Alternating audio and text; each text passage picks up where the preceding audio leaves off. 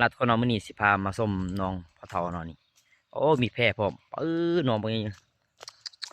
ส้มแพร่บ่จมบ่แพร่นี่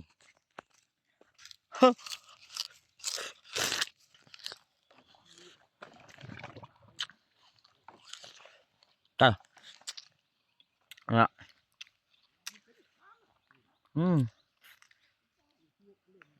น้องบักเยอะๆ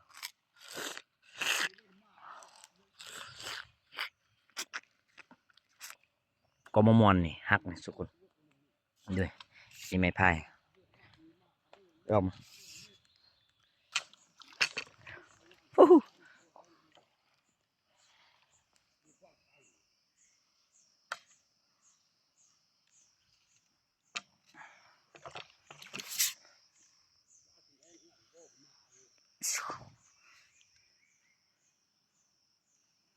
โอ้โหมาแล้วคนนี่เนาะมาแล้วคนเนาะนี่18 คน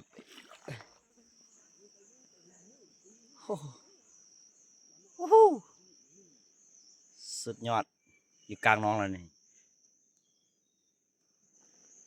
ก็เนาะจะพาทุกคนไปเบิ่งหางผึ้งอีนั่นเนาะเบิ่งยูไปแล้วนี่เอาโดรนมาบินคักเลย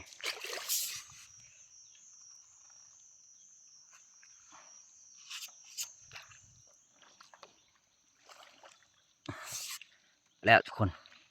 นี่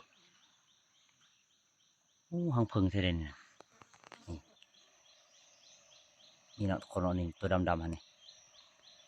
แม่นบ่เนาะ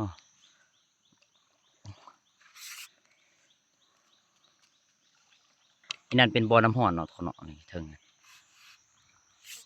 มื้อหน้าเอากองตัวนั้นมาสิโอ้หางผึ้งอีหลีหางผึ้งอีหลีทุกคนนี่หางผึ้งอีหลีเอาล้อละโอ้เกาะน้องโคตรเยอะโคตรกว้างคนเลยเบิ่งคนโคตรเยอะเลยน้องปลาเนาะอันนี้น้องปลาเนาะใส่แพร่เลยเนาะนี่มีมาให้เลยนี่เนาะนี่แดงอิชสุดยอดน้องความเยอะสุดอยู่พุ่นเนาะจะเป็นบ่อน้ำอุ่นเนาะคนเนาะนี่อยู่พุ่นจะเป็นบ่อน้ำอุ่นออกมาเนาะนั่นเนาะ